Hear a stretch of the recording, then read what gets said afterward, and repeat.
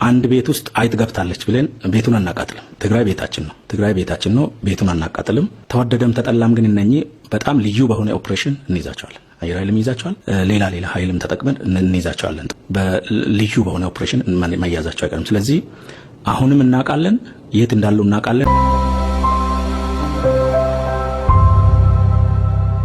ሰላም ጤና ይስጥልኝ። እንዴት አላችሁ? ኃይሌ ይባላለሁ ከሰመር ሪል ስቴት የሰመር ሪል ስቴት የሽያጭ ማናጀር ነኝ። ሰመር ሪል ስቴት ከዚህ በፊት እንግዲህ በሴቶች አደባባይ ጥንቅቅ ያሉ አፓርትመንቶችን ሰርቶ ማስረከቡ የሚታወቅ ነው። በተጨማሪ እንግሊዝ ኤምባሲ ላይ በአጭር ጊዜ ውስጥ ሽያጭ ማጠናቀቃችንን ተከትሎ አሁን ደግሞ በመሃል ቡልጋሪያ በአፍሪካ ህብረት አጠገብ አዲስ ሳይት ይዘንልዎ መጥተናል። ታዲያ እዚህ ሳይት ላይ ቀድሞ ለሚመጡ 20 ደንበኞች 10% ልዩ ቅናሽ ማለትም በካሬ ከ89 ሺህ ብር ጀምሮ በ10% ቅድመ ክፍያ እንዲሁም ከወለድ ነፃ የባንክ ብድር አመቻችተ በረጅም ጊዜ ያከፋፈል ከባለ 1 መኝታ እስከ ባለ 3 መኝታ ይዘንልዎት መጥተዋል።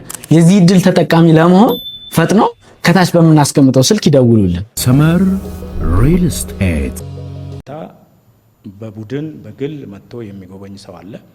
አሁን ግን ሰብሰብ አድርገን ተቋሙ ምን አይነት አቋም ላይ ነው ያለው ሙሉ ለህዝባችንም እንገልጻለን፣ እናሳያለን። በጉብኝት መልክ በሾው መልክ በፓነል ዲስከሽን እናቀርባለን።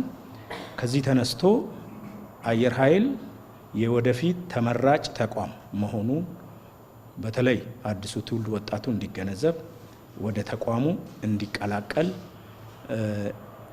ለማስቻል ነው ሁለተኛ ግብ ብለን ያስቀመጥነው። ሶስተኛ በዚህ በግንባታ ሂደት በአየር ኃይል ግንባታ ሪፎርም እና ግንባታ ሂደት በርካታ የመንግስት ልማት ድርጅቶች፣ የግል ድርጅቶች፣ ግለሰቦች እገዛ አድርጓል። በጉልበታቸው፣ በእውቀታቸው፣ በማቴሪያል፣ በገንዘብ እገዛ አድርጓል። ስለዚህ እነዚህ ሰዎችም ሊመሰገኑ ይገባል። ሊመሰገኑ በተቋም ግንባታ ሂደት ባደረጉት ተሳትፎና እገዛ ሊመሰገኑ ይገባል።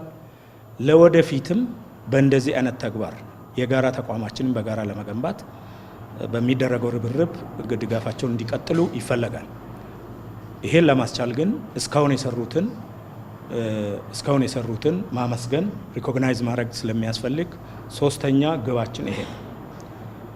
አራተኛ መንግስት ባስቀመጠው አቅጣጫና ፖሊሲ ስትራቴጂ መሰረት የአየር ኃይል ከኔ ከአዛዥ ጀምሮ እስከ ታች ተራ ወታደር እስካለው ድረስ ለፍቷል፣ ሰርቷል፣ ፈጥሯል፣ ገንብቷል፣ አሰልጥኗል፣ ጠግኗል። በርካታ ስራዎችን ሰርቷል። ይሄ ሰራዊትም መመስገን አንድ ቦታ ላይ ቆም ተብሎ የተሰሩ ስራዎች የራሱ መሆኑ ከመንግስት በተመደበው በጀት ጋር የራሱን ጉልበትና እውቀት በመጨመር በራሱ ጥረት በራሱ ልፋት የመጣ መሆኑን በሚገባ አሳውቆ እውቅና ሰጥቶ ለሚቀጥለው ምዕራፍ ደግሞ ሰራዊቱን ለማዘጋጀት ነው። ቅድም እንዳልኩት የተቋም ግንባታ አንድ ጊዜ ተሰርቶ የሚቆም ስላልሆነ ይሄንን ለሚቀጥለው የለውጥና የእድገት ምዕራፍ ሰራዊቱን ለማዘጋጀት ነው። ስለሆነም እነዚህ አራቱ ዋና ዋና ግቦችን ይዘን ነው የተነሳ ነው። ይሄ ከሆነ ምን ስራዎች ክንውኖች ይኖራሉ በበዓሉ የሚል በደንብ ማወቅ ማብራራት ያስፈልጋል።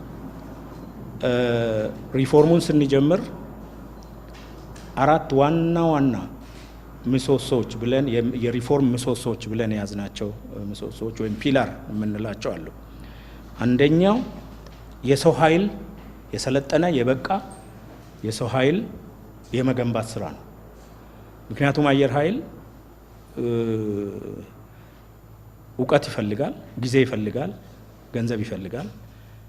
የሚመጣውን ቴክኖሎጂ መሸከም የሚችለው የተማረ የበቃ የሰለጠነ የዘመኑን ቴክኖሎጂ መሸከም የሚችል የሰው ኃይል ሲገነባ ብቻ ነው። ለዚህ ብለን ከሰው ኃይል ግንባታ አንጻር በርካታ ስራዎችን ሰርተናል። በሁለት መንገድ ማየት ይቻላል።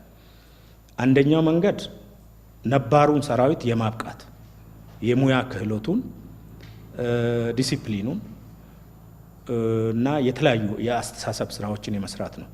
የአስተሳሰብ ስራ ስንል ክሊር መሆን አለበት። ሰራዊት ግንባታ ስትራቴጂ ለመጀመሪያ ጊዜ ሰራዊት ከየትኛውም የፖለቲካ አስተሳሰብ አድሏነት ነፃነት ያገኘበት ነው። እሱን አስተሳሰብ መሰረት አድርገን ሰራዊታችንን ገንብተናል። ሁለተኛ ብሔርተኝነት፣ ሰራዊት ከየትም ይምጣ ከየትም አንድ ጊዜ ሰልጥኖ ባንዲራ ስር ተንበርክኮ ቃለ መሐላ ከፈጸመ ብሔር የለውም፣ ሀገር እንጂ ብሔር የለውም። በዛ መሰረትም ሰራዊታችንን ገንብተናል። ሶስተኛው ሃይማኖት ነው። ሰራዊታችን ሃይማኖት ሊኖረው ይችላል፣ እያንዳንዱ በግሉ ይኖረዋል። ነገር ግን ከየትኛውም የሃይማኖት አድሏዊነት ነፃ እንዲሆን ሁሉንም ሃይማኖቶች፣ ሁሉንም ህዝቦች፣ ሁሉንም የፖለቲካ አስተሳሰቦች በእኩል ያለምንም አድሎ እንዲያገለግል እንዲሰራ ለማለት ነው። የአስተሳሰብ ግንባታ ስንል ካሁን በፊት ለአንድ የፖለቲካ ድርጅት የሚወግን አስተሳሰብ ነው የነበረው፣ በግልጽ ለዛ የሚወግን ነበር። አሁን ግን ለየትኛውም አንወግንም። እኛ የምንወግነው ለሀገር ሉዓላዊነት፣ ለህዝብ ደህንነት ነው የምንወግነው እንጂ ለአንድ ፖለቲካ ፓርቲ አንወግነው። አንዱ የተሰራው ስራ ነባሩ ላይ ይሄ ነው ማለት ነው። ሁለተኛ የወደፊት ያማረ አየር ኃይል ለማየት ምንድነው መስራት ያለብን ብለን በተለይ ከስልጠና ጋር በተያያዘ የምልመላ መስፈርታችንን በሚገባ አስተካክለናል። ምን አይነት ሰው ነው ወደዚህ ተቋም ተመልምሎ መግባት ያለበት፣ የአካዳሚክ ብቃቱ፣ ጤንነቱ፣ ዲሲፕሊኑ፣ ይሄ በሙሉ ተገምግሞ የምልመላ ስርዓታችንን የማስተካከል ስራ ሰርተናል። እሱ ብቻ ሳይሆን ከገባ በኋላ ደግሞ በምን አይነት ካሪኩለም ነው የሚሰለጥነው የሚል የካሪኩለም ለውጥም አድርገናል። እሱ ብቻ አይደለም፣ ከገባ በኋላ የሚሰለጥንበት ቦታ፣ የሚማርበት ቦታ፣ የሚኖርበት ቦታ፣ የሚሰለጥንበት አውሮፕላንም ጭምር ነው የቀየርነው።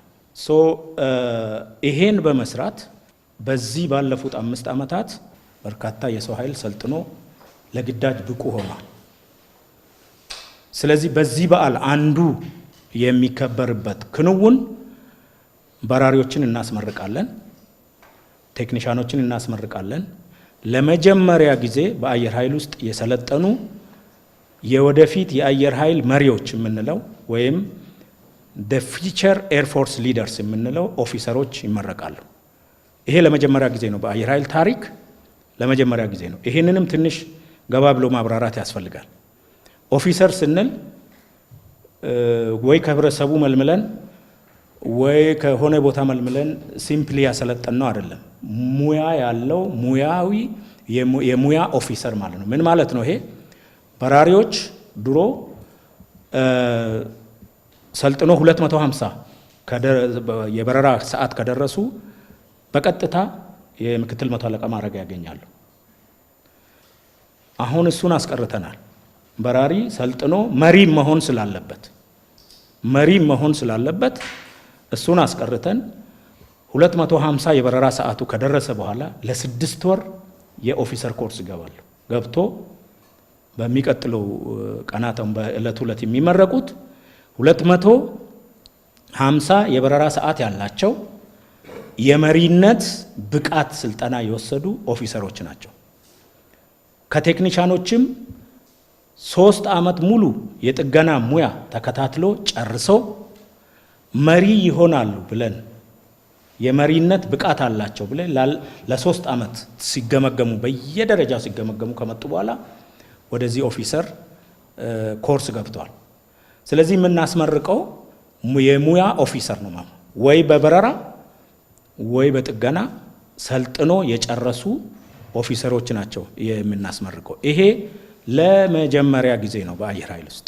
አንዱ ክንውን የምንለው ይሄ ነው። ሌላው የሚመረቁት የበረራ አስተማሪዎች በተለያዩ አውሮፕላን ላይ በራሪ ሆኖ ነገር ግን ደግሞ ወደ ጥሩ ብቃት ስላላቸው ወደ በረራ አስተማሪነት ተመልምሎ የጨረሱ እነሱም ይመረቃሉ። ስለዚህ ሰብሰብ ተደርጎ ሲታይ የሰው ኃይል ልማት ፕሮጀክት የምናስመርቅበት ነው። የሰው ኃይል ልማት ፕሮጀክት ለመጀመሪያ የምናስመርቅበት ነው ማለት ነው። ሁለተኛው የትጥቆቻችን ናቸው። ትጥቆቻችን ምናልባት በሚቀጥሉ በዓሉን አስመልክተን በፓናል ላይ በደንብ ብሪፍ እናደርጋለን። ሪፎርም ስንጀምር ወይም ደግሞ አገራዊ ለውጡ መጥቶ ተቋሙን መምራት ስንጀምር እንደ ስልጠና አውሮፕላንም እንደ ትራንስፖርትም እንደ ተዋጊም እንደ ሄሊኮፕተር አንድ አውሮፕላን ያልነበረበት አየር ኃይል ነው። አንድ አውሮፕላን አተን የተቸገርንበት ጊዜ አለ። ከዛ ተነስተን ቅድም ለማብራራት እንደሞከርኩት በመንግስትም በመከላከያም በራሳችን በውስጥ አቅምም በርካታ ትጥቆች ተገንብተዋል። በርካታ ትጥቆች በሁለት መንገድ፣ አንደኛው መንገድ ያለንን እንዴት አድርገን አሻሽለን አሁን ዘመኑ ወደ ደረሰበት አደርሰን እንዴት እንጠቀም የሚል ፍልስፍና ነው የተከተለው። ይሄን ፍልስፍና በመከተል ሄሊኮፕተሮች እዚህ ሜዳ ላይ እንደምታዩት በርካታ ሄሊኮፕተሮች ኦቨርኦል ተደርጎ አፕግሬድ ተደርጎ አሁን ዓለም ላይ ያሉ ሄሊኮፕተሮች የታጠቁት ሙሉ ታጥቆ በርካታ ሄሊኮፕተሮች ወጥተዋል። ኤል39 የሚባል የሁለተኛ ደረጃ የማሰልጠኛ አውሮፕላን አናሎግ ነበረ፣ ቆሞ ነበረ።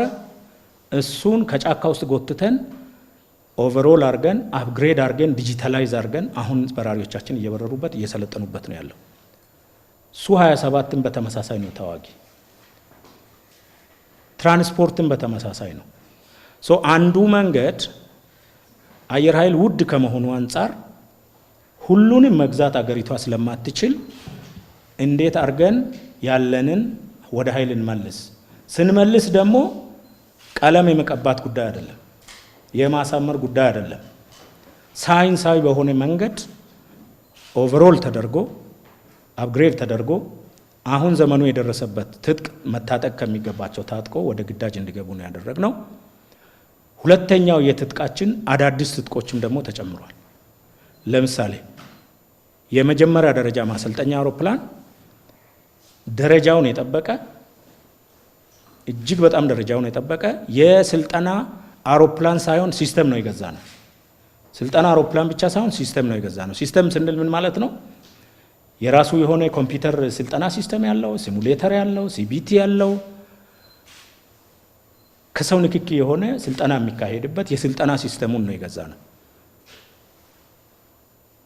አዲስ ትጥቅም አለ ማለት ነው። ይህንንም በአግባቡ ሰብሰብ አድርገን አላስመረቅንም። ሁለተኛው በውጊያ ላይ ሆነን መንግስት ያስታጠቀን አዳዲስ ሄሊኮፕተሮችም አሉ። አዳዲስ የኤሌክትሮኒክ ዋርፌር መሳሪያዎች አሉ። አዳዲስ የሰው አልባ አውሮፕላኖች አሉ የታጠቅነው። ይሄንንም ሰብሰብ አድርገን በትጥቅ ደረጃ ኢትዮጵያ አየር ኃይል የት ደረሰ፣ ምን ታጠቀ፣ ምንድነው የሚቀረንስ የሚል ለማየት ሞክረናል። ይሄንንም እናስመርቃለን ማለት ነው። ሶስተኛ የውጊያ መሰረተ ልማት ነው። የውጊያ መሰረተ ልማት እጅግ በጣም በርካታ የሆኑ ምናልባትም 2 ቀንም የማይበቃ በሰራዊት ጉልበት እውቀት የተሰሩ በርካታ ፕሮጀክቶች አሉ። ነገር ግን ያን ሁሉ በዚህ አጭር ጊዜ ውስጥ ማስመረቅ ማስጎብኘት ስለማንችል በጣም ትልቅ የሚባሉ ፕሮጀክቶችን መርጠናል። የውጊያ መሰረተ ልማት ብለን ነው የምንጠራው እኛ። ከነዚህ መሰረተ ልማት አንዱ የውስጥ ለውስጥ መንገድ ነው። እንዳያችሁት ነው፣ አልነበረም እንደዚህ አይነት አየር ኃይል ውስጥ። ምናልባት ከዚህ በፊት ከለውጡ በፊት ገብታችሁ ያያችሁ ሰዎች ልትመሰክሩ ትችላላችሁ። ኤሌክትሪክ እንደዚህ አልነበረም፣ ኔትወርክ አልነበረም። ይሄ ማጋነን ወይም እንትን ለማለት አይደለም። እነዚህ በርካታ ስራዎች ተሰርተዋል። ይሄን ሁሉ ትተን የመማሪያ ክላሶች ተሰርተዋል፣ የላቦራቶሪ እንትኖች ተሰርተዋል፣ የዳታ ሴንተር ተሰርተዋል። ይሄን ሁሉ ትተን ግን ቢያንስ ሰላም ጤና ይስጥልኝ። እንዴት አላችሁ? ኃይሌ ይባላለሁ ከሰመር ሪል ስቴት የሰመር ሪል ስቴት የሽያጭ ማናጀር ነኝ። ሰመር ሪል ስቴት ከዚህ በፊት እንግዲህ በሴቶች አደባባይ ጥንቅቅ ያሉ አፓርትመንቶችን ሰርቶ ማስረከቡ የሚታወቅ ነው። በተጨማሪም እንግሊዝ ኤምባሲ ላይ በአጭር ጊዜ ውስጥ ሽያጭ ማጠናቀቃችንን ተከትሎ አሁን ደግሞ በመሃል ቡልጋሪያ በአፍሪካ ህብረት አጠገብ አዲስ ሳይት ይዘንልዎ መጥተናል። ታዲያ እዚህ ሳይት ላይ ቀድሞ ለሚመጡ 20 ደንበኞች 10% ልዩ ቅናሽ ማለትም በካሬ ከ89 ሺህ ብር ጀምሮ በ10% ቅድመ ክፍያ እንዲሁም ከወለድ ነፃ የባንክ ብድር አመቻችተን በረጅም ጊዜ ያከፋፈል ከባለ 1 መኝታ እስከ ባለ 3 መኝታ ይዘንልዎት መጥተዋል። የዚህ እድል ተጠቃሚ ለመሆን ፈጥነው ከታች በምናስቀምጠው ስልክ ይደውሉልን። ሰመር ሪል ስቴት በጣም ተለቅ ያሉትን መርጠን እናስመርቅ ብለን አንደኛው ምናልባት የሰራዊት የስፖርት ማዛተሪያ ወይም ስቴዲየም ጎብኝታችሁ ሊሆን ይችላል። አንዱ የምናስመርቀው እሱ በጣም በኢንተርናሽናል ሌቨል ትራኩ ተሰርቶ ሁሉ ነገር ሜዳው ተስተካክሎ የምናስመርቅበት ነው። ሁለተኛው የሰው አልባ አውሮፕላን ሃንጋር ሄዳችሁ ፉቴጅ መውሰድ ትችላላችሁ። በጣም በትልቅ ጥረት እና በአነስተኛ ዋጋ የተሰራ ነገር ግን ትልቅ የውጊያ መሰረተ ልማት የሚባል ሁሉም ነገር በውስጡ ያለው ጥገናው፣ ኦፕሬሽኑ፣ አውሮፕላን ማቆሚያው፣ የሰው ማረፊያው፣ ኮማንድ ኮንትሮል፣ የአመራር ቦታ ያለበት ጨርሰናል። እሱንም እናስመርቃለን። ሌላው ከውጪ ሰው ሲመጣ ወደ ሆቴል ነው ይዘን የምንሮጠው። ይሄ ነገር መቆም አለበት ብለን የአየር ኃይል ቅርስ የተባለ የአየር ኃይል መኮንኖች ክበብ እሱንም እንደ አዲስ መስራት ማለት ይቻላል። እሱን ጨርሰን እሱንም እናስመርቃለን። ሌላው የግቢ ደህንነት የሚከታተል ሙሉ በሙሉ ምድቦቻችን ማዕከሉ የተሳሰሩበት የካሜራ ሲስተም እና የሲሲቲቪ ሲስተም እሱንም በጣም በትልቅ ፕሮጀክት ነው የሰራ ነው።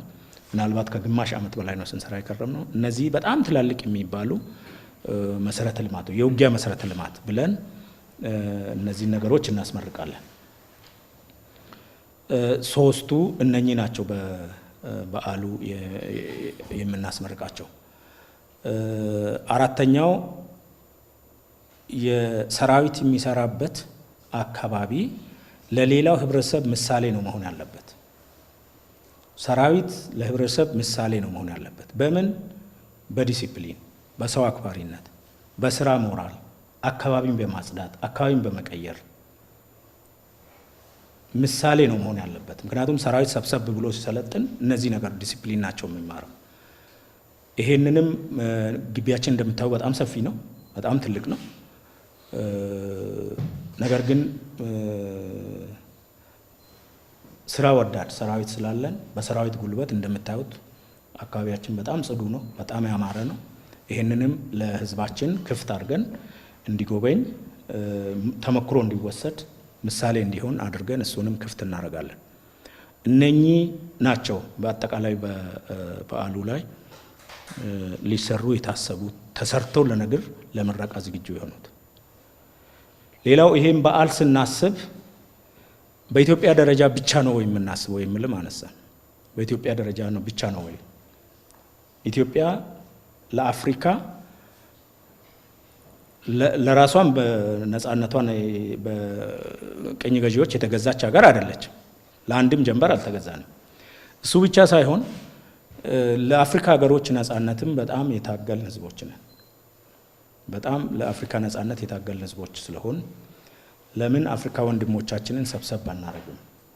በዚህ አጋጣሚ ለምንድነው የአፍሪካ ወንድሞቻችንን ሰብስበን አንድ መድረክ የማንፈጥረው የሚል ሀሳብ አንስተን ምናልባትም የበዓሉ መጀመሪያ ቀን ፊቸር አፍሪካን ኤርፎርስ ፎረም የሚል 26 የአፍሪካ ሀገሮችን በጣም ትላልቅ የአቪዬሽን ኩባንያዎችን ጋብዘን እንደ አንድ ትልቅ ሾው እና ፓናል ወይም ፎረም ውይይቶች እናደርጋለን። ግንኙነታችንን በዛው መጠን እናጠናክራለን። ይሄ በተበታተነ መልኩ መጥተው ይጠይቁናል፣ ስልጠና ይጠይቁናል፣ ጥገና ይጠይቁናል። በተበታተነ መልክ ከሚሆን ሰብሰብ አድርገን አንድ በሚታወቅ አሰራር እንዴት አድርገን ተገናኝተን እነሱንም እንደምናግዝ እነሱም ፍላጎታቸውን ለኛ አቅርቦ አብረን እንዴት እንሰራለን የሚል ፈጥረን አንዱ መድረክ የመጀመሪያ ምናልባትም የበዓሉ መክፈቻና የመጀመሪያ የሚሆነው ከአፍሪካ አየር ኃይል አዛዦች ጋር የምናደርገው ዲስከሽን እና ውይይት መድረክ ይኖረናል ማለት ነው። ይሄ አንዱ ነው የሚሆነው። በሌሎች በአገር ውስጥ ባሉ የፓናል ዲስከሽኖችም ይኖሩናል፣ ጉብኝቶችም ይኖራሉ በሰፊው። ሌላው በዚህ በዓል ላይ የሚከናወነው ከቅድም ምረቃ ብያለሁ። ከምረቃ ጎን ለጎን የአየር ትርኢት አለ። የአየር ትርኢቱም ደግሞ በተለመደው መንገድ ብቻ ሳይሆን ትንሽ ለየት ባለ መልኩ ነው የምናካሄደው። በርካታ አውሮፕላኖች ናቸው እዚህ የሚሳተፉት፣ በርካታ በራሪዎች ናቸው የሚሳተፉት። እኛ ብቻ አይደለንም፣ ወዳጅ ሀገሮችም ይሳተፋሉ። የተባበሩት አረብ ኤምሬት ከኛ ጋር ይሳተፋሉ። ምናልባትም እስካሁን ባለን በዓለም ላይ አሉ ከሚባሉት ከዱባይ ኤር ሾው ባልተናነሰ መልኩ የአየር ትርኢት ይካሄዳል ማለት ነው። እነኚህ ናቸው ሰብሰብ አድርጎ ሲታይ በበዓሉ የሚከናወኑ ክንውኖች። ለዚህ ሁሉ በእኔ እምነት ዝግጅቶች በጥሩ ሁኔታ ተጠናቀዋል። ከዚህ ጀምሮ በየቀኑ እስከ በዓሉ ፍጻሜ ቀን የሚደረጉ